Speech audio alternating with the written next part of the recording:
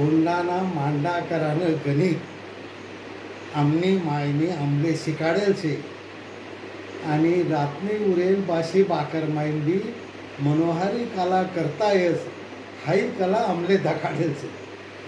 ह्या उक्तीप्रमाणे आज आहे त्या परिस्थितीमध्ये जुन्यातून नवं कसं करता येईल, टाकाऊमधून टिकाऊ कसं तयार करता येईल आणि निर्माल्यातून माल्य कसं करता येईल याचं उदाहरण म्हणून आज मी हा बुके तयार केलेला आहे.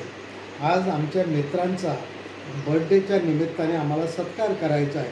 आता बाजारात जाणं शक्य नाही किंवा ऐन वेळेला बुके उपलब्ध नाही, म्हणून झाडांनी झाडाझुडपांनी त्यागलेली जी पानं फुलं होती ती आम्ही गोळा केली आणि माणसांनी यूज अँड थ्रोच्या नियमाने वापरून फेकून दिलेल्या ज्या काही वस्तू आहेत त्या गोळा करून आम्ही हा बुके तयार केलेला आहे.